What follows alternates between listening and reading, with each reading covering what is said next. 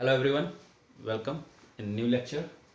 I hope कि आप सभी लोग ठीक होंगे। चलिए अपने घर वालों को भी ध्यान रखिए और अपना भी रखिए। ठीक है, अभी पैंडमिक गया नहीं है, कोरोना।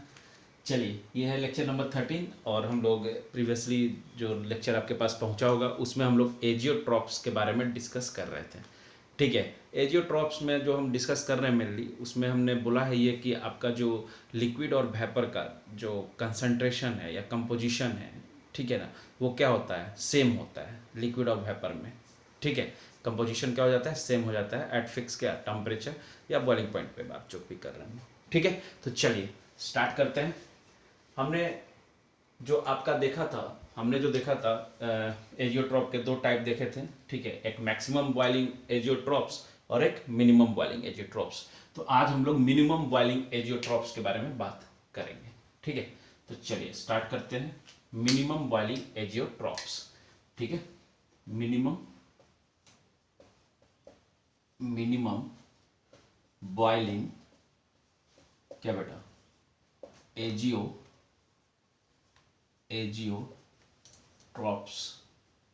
ठीक है, मिनिमम बॉइलिंग एजियोट्रॉप्स। ठीक है, ध्यान रखना है सभी को। ठीक है चलिए अब जरा समझते हैं, ग्राफ से ही इसको डील कर लेते हैं हम लोग, है कि नहीं।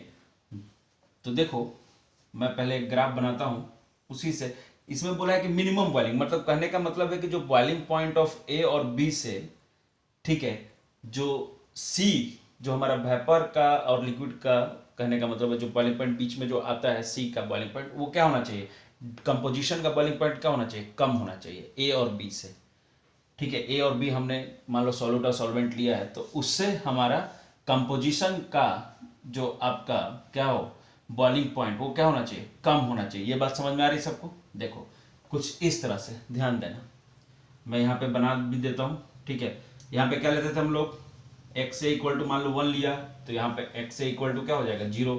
यहाँ पे x भी इक्वल टू क्या हो जाएगा बेटा 1, तो यहाँ x भी इक्वल टू क्या हो जाएगा 0। समझ में आ रहा है बात ना, इतना तो आप समझ ही रहे हो बात को। ठीक है, अब जरा ध्यान देते हैं, ये a मान लो, ये b मान लो। ठीक है, अब जरा हम लोग यहाँ पे बनाते हैं ग्राफ।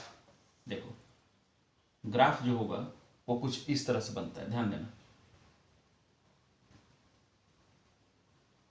ठीक है, कुछ इस तरह से ग्राफ चलता है।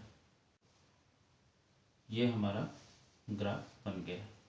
ठीक है, यहाँ पे भी ब्लैक से ब्रेक नहीं करो, यहाँ भी मैं ब्लैक ही एक, यस अब ठीक है। ठीक है, चलो ध्यान देना। ठीक है बेटा, चलो अब पॉइंट में लिखता हूँ, ऊपर वेपर है नीचे लिक्विड है। ठीक है, इसको तो याद ही है तुम्हें, सी बोल रहा था मैं। ठीक है, ये क्या है हमारा डी है, कंपोजिशन है, कंपोजिशन है ये, समझ में आ रहा बात, ये क्या है हमारा कंपोजिशन है। ठीक है, समझ में आ रही बात। तो मैं यहाँ पे लिख रहा हूं कि एट कंपोजिशन, देखो ध्यान देना, एट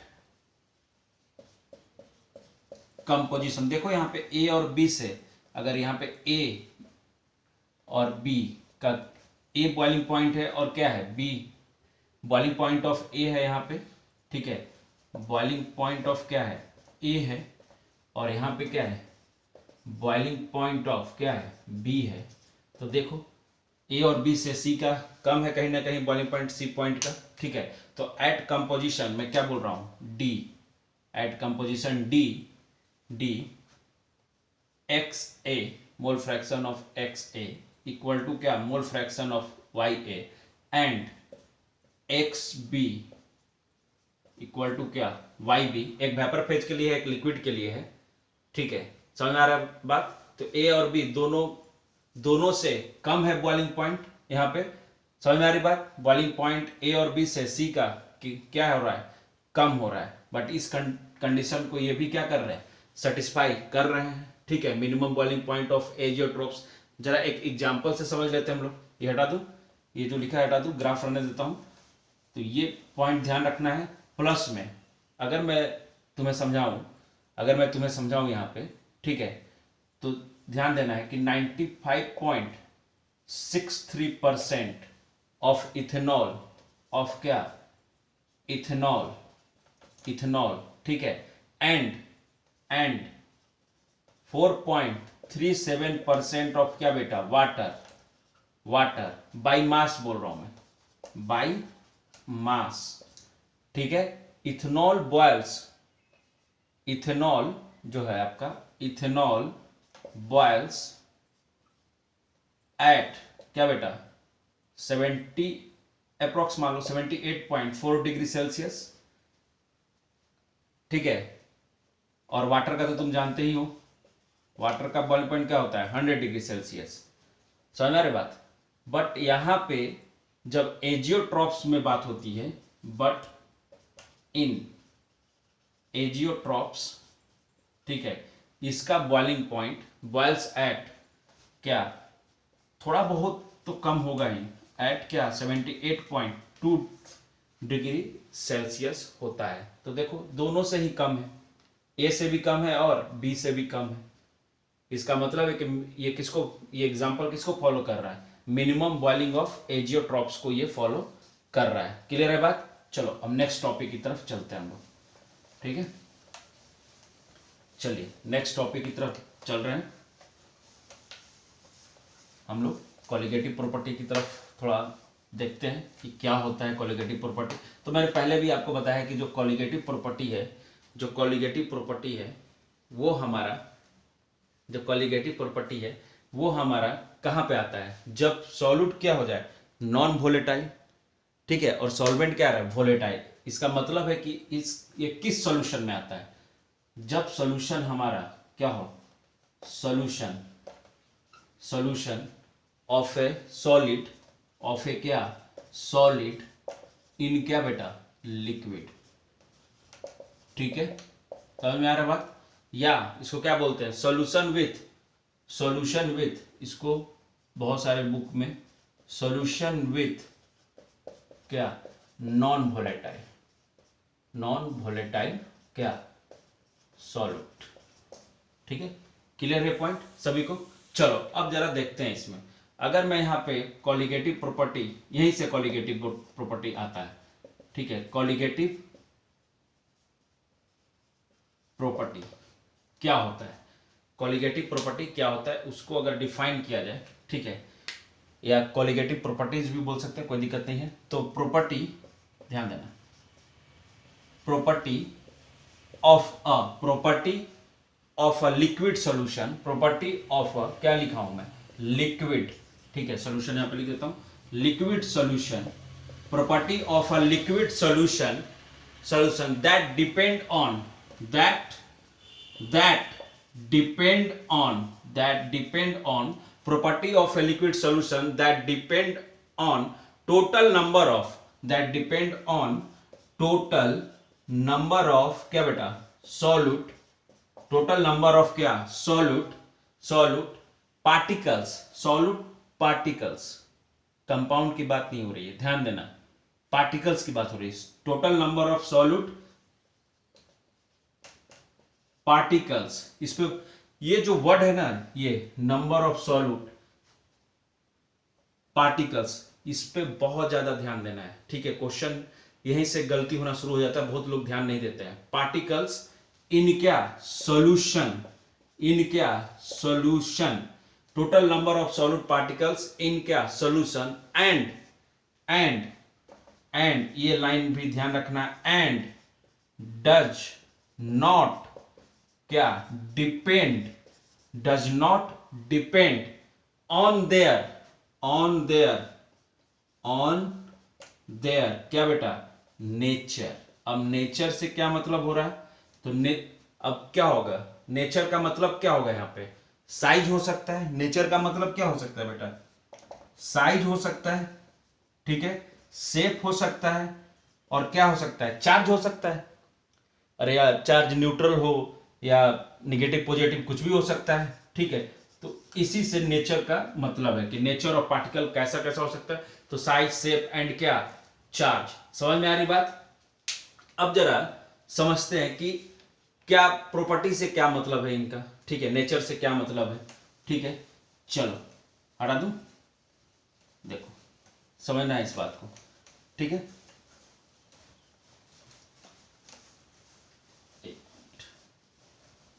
यस चलिए समझिएगा बात को। मान लीजिए मैं एक जो ये कॉन्स्टिट्यूशनल प्रॉपर्टी है ऑफ सॉल्यूशन, मान लो इलेक्ट्रिकल कंडक्टेंस के बारे में बात किया जाए, ठीक है। मान लो कि इलेक्ट्रिकल कंडक्टेंस के बारे में बात कर रहे हैं, ठीक है। तो मैं लिख रहा हूं यहां पे कॉन्स्टिट्यूशनल प्रॉपर्टी ऑफ क्या, सॉल्यूशन कॉन्स्टिट्यूशनल प्रॉपर्टी ऑफ क्या, सॉल्यूशन, दैट इज, क्या लेके चल रहा हूं, दैट इज, ये हम जानते हैं सॉल्यूशन के अंदर ये बात होती है, इलेक्ट्रिकल क्या, कंडक्टेंस, ठीक है। Constitutional property of solution that is electrical conductance of क्या बेटा, सॉल्यूशन इलेक्ट्रिकल कंडक्टेंस ऑफ क्या बेटा, सॉल्यूशन विच क्या, डिपेंड्स ऑन क्या, बोलो, ऑन क्या, नंबर ऑफ क्या, पार्टिकल्स, नंबर ऑफ क्या, पार्टिकल्स, एक मिनट दूसरे इंक से देता हूं, नंबर ऑफ क्या, पार्टिकल्स लिखा है मैंने, एक मिनट से, नंबर ऑफ क्या, पार्टिकल्स एंड, नंबर ऑफ क्या, पार्टिकल्स एंड देयर नेचर, क्या, नेचर उस पे डिपेंड करता है कि नहीं, एज वेल एज क्या, electrical and, as well as, देखो, as well as electrical conductance, as well as electrical conductance of NaCl, of क्या, NaCl, ध्यान देना, सॉल्यूशन, NaCl एग्जांपल ले रहा हूं, NaCl सॉल्यूशन मान लो कि 1 मोलार है, ठीक है, 1 मोलार है, ठीक है, एंड मान लो एक और सॉल्यूशन है, किसका, KCl का, वो भी क्या है, 1 मोलार है, ठीक है, समझना है। आर डिफरेंट, ये दोनों डिफरेंट हैं सॉल्यूशन, ये NaCl का सॉल्यूशन है, KCl का सॉल्यूशन है, आर क्या, डिफरेंट, बट इनका क्या सेम होगा, कॉलिगेटिव प्रॉपर्टी आर क्या, सिमिलर, कॉलिगेटिव प्रॉपर्टी आर क्या, सिमिलर, मतलब सेम होगा एक तरह से, ठीक है, सेम होगा वैल्यू इनका, क्योंकि ये समझना बात है कि इनका कॉलिगेटिव प्रॉपर्टी क्या होगा, सेम होगा, कारण है कि प्रोवाइडेड बोथ अंडरगो क्या, कंप्लीट क्या, आयोनाइजेशन पे डिपेंड करता है। जैसे NaCl, अगर मैं ले जाऊं NaCl को तो ये Na प्लस क्या, Cl माइनस में टूटेगा, अगर KCl को ले जाऊं मैं तो ये K प्लस और क्या, Cl में टूट रहा है, तो इसका मतलब है कि ये क्या है, इलेक्ट्रोलाइट है, अरे प्योर इलेक्ट्रोलाइट है। अगर मैं वाटर में ले जाऊंगा तो हमेशा आयंस में टूटेंगे, ठीक है। तो यहां पे अगर तुम देखो समझो ऐसे बात को कि जब NaCl अगर वाटर में गया, जब NaCl वाटर में गया तो किस में टूटा, Na प्लस और क्या, Cl माइनस में। तो अगर कोई मुझसे पूछेगा कि इस साइड कितने पार्टिकल है, तो मैं क्या बोलूंगा, एक ही है ना भाई, एक सिंपल एक है, सब एक साथ एक यूनिट में है तो एक है। बट इधर कोई मुझसे पूछेगा कितने पार्टिकल है, मैं तो बोलूंगा एक इसका और एक इसका, तो यहां पे 2 पार्टिकल हो गया ना। वैसे तो यहां भी है, KCl में तो सेम है। तो इसका मतलब है कि जब हम इनको डिजोल्व करते हैं, जब इनको हम वाटर में डिजोल्व कर रहे हैं, तो इनकी कॉलिगेटिव प्रॉपर्टी क्या आएगी, सेम ही आएगी। भले सॉल्यूशन अलग अलग हो, बट इनकी कॉलिगेटिव प्रॉपर्टी सिमिलर आने वाली है। क्लियर है बात सभी को, ठीक है। चलो अब थोड़ा आगे बढ़ते हैं, इसमें हटाओ, ठीक है। अब कौन कौन से कॉलिगेटिव प्रॉपर्टी होते हैं उन पे भी बात कर लिया जाए, ठीक।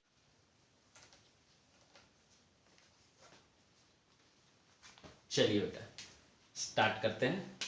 टाइप्स ऑफ क्या, कॉलिगेटिव प्रॉपर्टी, कितने टाइप के कॉलिगेटिव प्रॉपर्टी होते हैं, ठीक है। तो मैं लिख रहा हूं,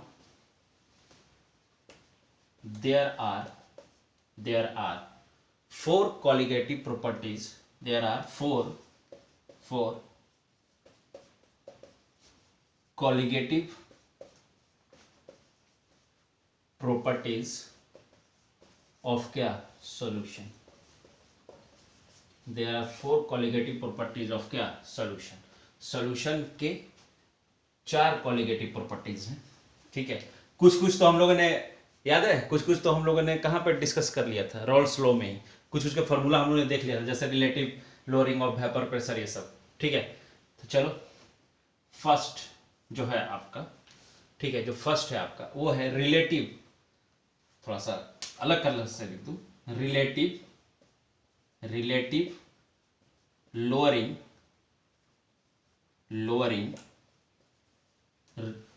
लोअरिंग ऑफ क्या बेटा, vapour pressure, relative lowering of क्या वेपर प्रेशर। इसमें क्या होता है, एक तो एक्चुअल वेपर प्रेशर, ठीक है, जब इनिशियल होता है, फिर क्या यहाँ पे जब सॉल्यूशन में होता है अपॉन क्या, फिर से किसकी बात होगी, एक्चुअल की। यही तो फॉर्मूला लिखा था ना हमने वहां पे। तो ये होता है आपका relative lowering of vapour pressure. हम लोग देखेंगे कैसे आता है, क्या आता है, ठीक है। ऐसे तो हम लोग ड्राइव कर ही लिए थे, बट फिर भी इसके बारे में डिस्कशन करेंगे। सेकेंड क्या है हमारा, सेकेंड है हमारा एलिवेशन इन क्या बॉइलिंग पॉइंट, मतलब बॉइलिंग पॉइंट कैसे बढ़ोतरी हो रही है बॉइलिंग पॉइंट में, समझ में आ रहा है। तो एलिवेशन इन क्या बेटा बॉइलिंग पॉइंट, एलिवेशन इन क्या बॉइलिंग पॉइंट, इसको किससे डिनोट करते हैं, देखो ध्यान देना, डेल टीवी से इसे डिनोट करते हैं।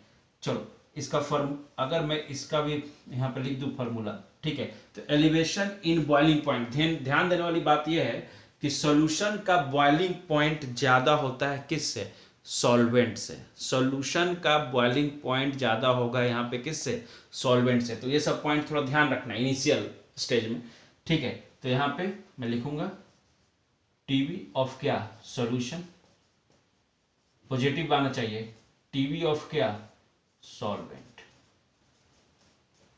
ठीक है। विजिबल है, एक बार चेक कर लेता हूं मैं, यस ठीक है विजिबल है, कोई दिक्कत नहीं, ठीक है। तो मैंने क्या बोला है कि पॉजिटिव आना चाहिए वैल्यू, तो इसलिए मैंने ये लिखा है, तभी तो पॉजिटिव वैल्यू आएगा, सॉल्यूशन से सॉल्वेंट को घटाएंगे तो। क्लियर है यहां तक बात। चलो अब नेक्स्ट 2 हो गया, अब नेक्स्ट देखते हैं, हटाओ। चलो नेक्स्ट जो है हमारा वो है आपका क्या, डिप्रेशन इन क्या freezing point, depression in freezing point, ठीक है। तो चलो उसको भी देख लेते हैं। थर्ड डिप्रेशन, ठीक है, डिप्रेशन इन क्या फ्रीजिंग पॉइंट, इसका मतलब कम हो रहा है, डिप्रेशन इन क्या फ्रीजिंग पॉइंट, ठीक है, डिप्रेशन इन क्या फ्रीजिंग पॉइंट। तो सॉल्यूशन का फ्रीजिंग पॉइंट यहां पे लोअर मिलता है हमें, सॉल्यूशन का जो फ्रीजिंग पॉइंट है वो हमें कम मिलेगा कंपेयर देन क्या बेटा सॉल्वेंट। समझ में आ रही बात। इसको हम लोग कैसे लिखते हैं, चेंज इन टीएफ फ्रीजिंग, ठीक है, इक्वल टू क्या, हमें पॉजिटिव लाना है वैल्यू, तो किससे किसको माइनस करेंगे, टीएफ ऑफ क्या बेटा सॉल्वेंट माइनस टीएफ ऑफ क्या सॉल्यूशन। क्लियर है पॉइंट, ये पॉइंट क्लियर है सभी को, ध्यान देना है, ठीक है, विजिबल है सभी को। चलो नेक्स्ट जो होगा लास्ट वो है हमारा ऑस्मोटिक प्रेशर, ऑस्मोलाइसिस, ऑस्मोटिक प्रेशर, ये सब आप पढ़े होंगे 9th 10th में भी। ऑस्मोटिक क्या प्रेशर, ऑस्मोटिक प्रेशर, ठीक है। इसको किससे डिनोट करते हैं, तो इसे डिनोट करते हैं हम लोग किससे, पाई से, ठीक है, पाई से इसे डिनोट करते हैं, ध्यान देना, पाई से इसे डिनोट करते हैं। क्लियर है, ये हमारा टाइप हुआ, ठीक है। चलो देखो कॉलिगेटिव प्रॉपर्टी स्टार्ट करने से पहले हम लोग ने डिफिनेशन जो देखा था वहां पे क्या आया था, एक टोटल नंबर ऑफ क्या पार्टिकल्स, उसकी बात बिना किए हुए हम लोग कॉलिगेटिव प्रॉपर्टी स्टार्ट नहीं कर सकते, तो पहले उसको समझ लेते हैं, ठीक है। तो ये हटाऊं, चलो पहले उसको हम लोग क्लियर करते हैं, ठीक है। चलिए पहले उसके बारे में देखते हैं हम लोग कि क्या होता है।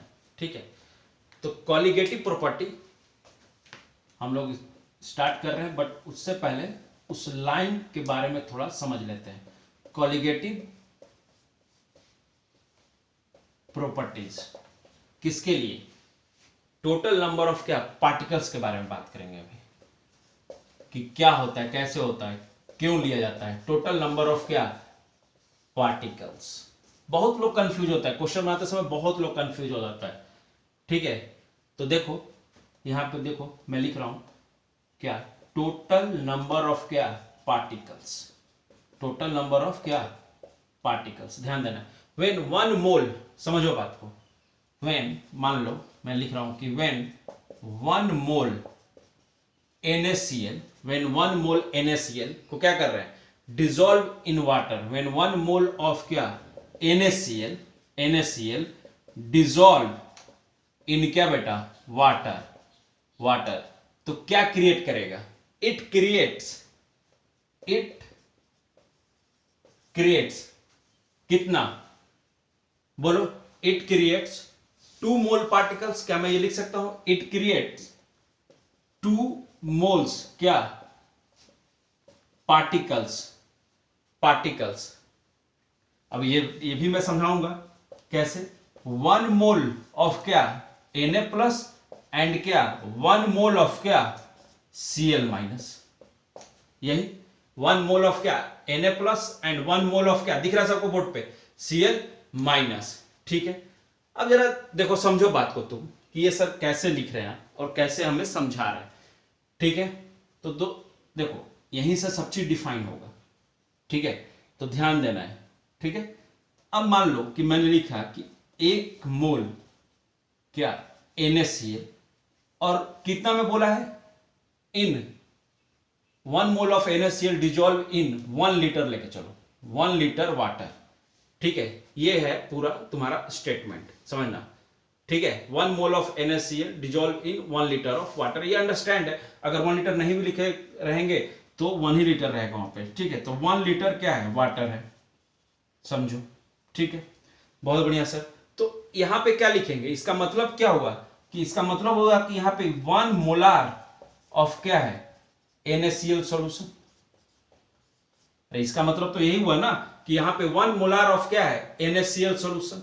बट अगर इसी को मैं इस बात को तुम्हें समझाने की कोशिश कर रहा हूं जो मैंने लिखा है। ठीक है, इसको हटाऊं, चलो देखो ध्यान दो, थोड़ा क्लियर हो जाएगा तुम्हारा कंसेप्ट यहीं पे। ठीक है, कि कैसे मैंने लिखा है। ठीक है, तो 1 mole of NaCl upon 1 litre of water equal to क्या 1 मोलार ऑफ क्या NaCl सॉल्यूशन, यही हुआ। ठीक है, अब जरा ध्यान दो इसको, अगर मैं इस NaCl जो है हमारा सॉलिड है, इसको इक्विलिब्रियम पे ले गया, ठीक है, और ब्रेक कर रहा हूं, तो किस में टूटेगा, बोलो, वाटर में है, वाटर में डाल रहा हूं और इक्विलिब्रियम पे बात हो रही है। ठीक है, तो किस में टूटेगा बेटा, बोलो, Na प्लस प्लस क्या Cl माइनस, इसमें टूटेगा कि नहीं। ठीक है, थोड़ा ध्यान देना है इस बात को, देखो जरा। ठीक है, यहां पे एक यूनिट है मॉलिक्यूल का, समझना है बात को।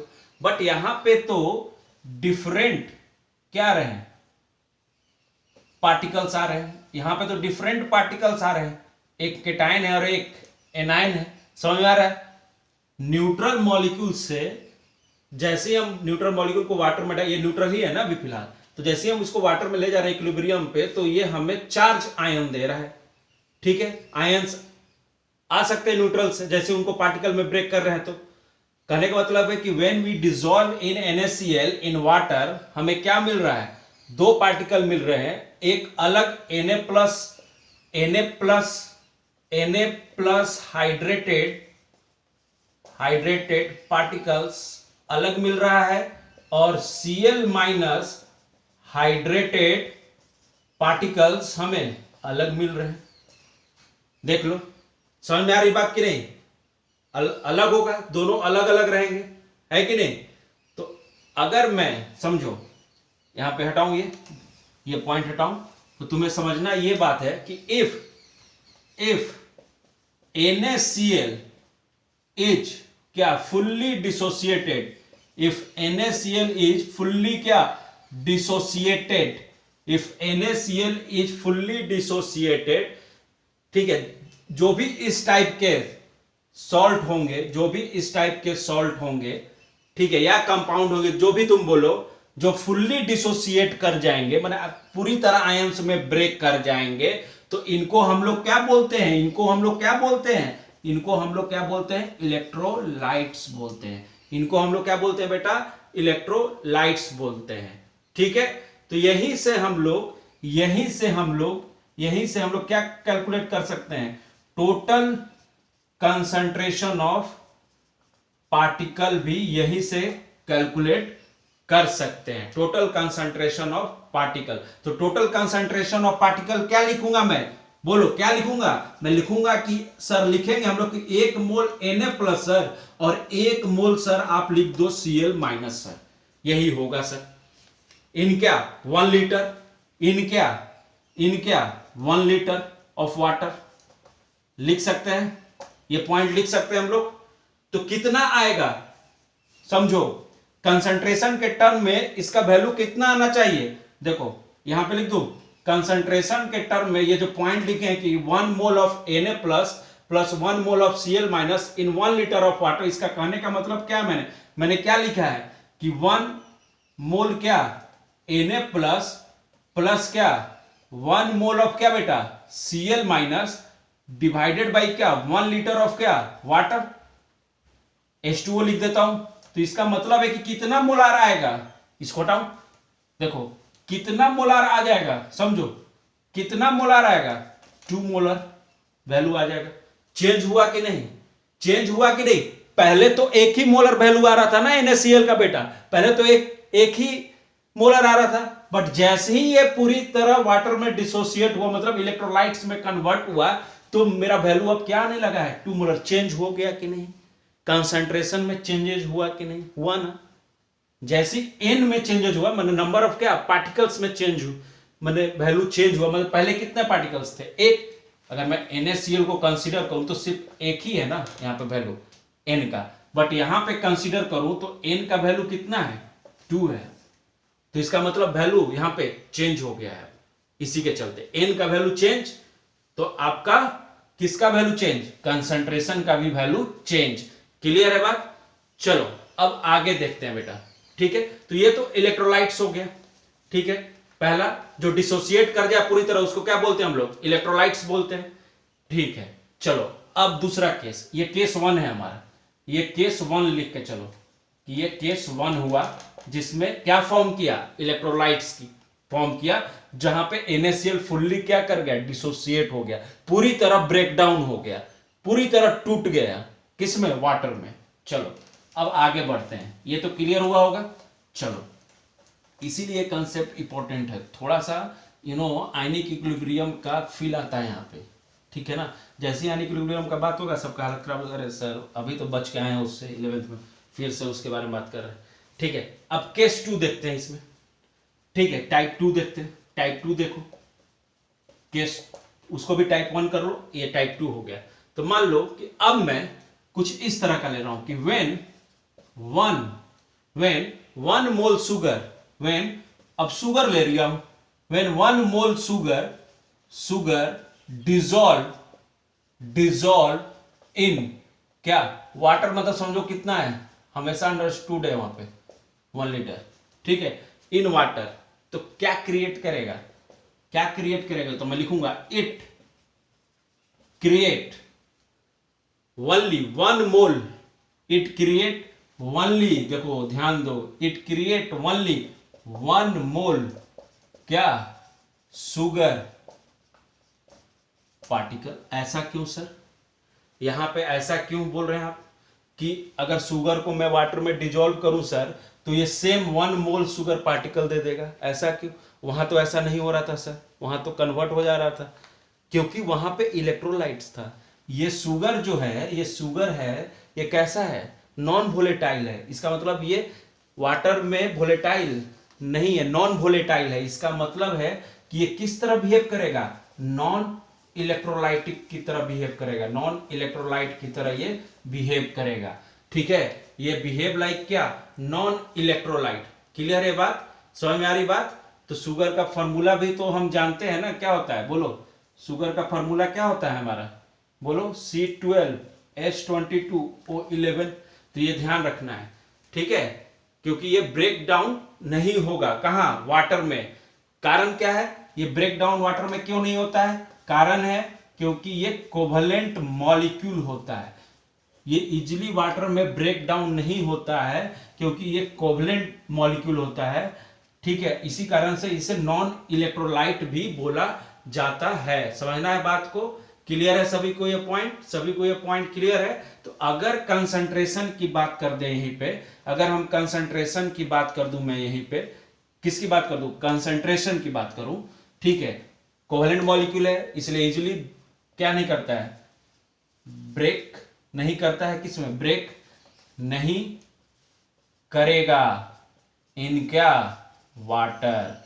इसीलिए कैसा बिहेवियर रखता है, नॉन इलेक्ट्रोलाइट, ठीक है। यहां पे मैंने हिंदी में लिख दिया है, ठीक है, कोवलेंट मॉलिक्यूल है तो ये ध्यान देना है, ठीक है।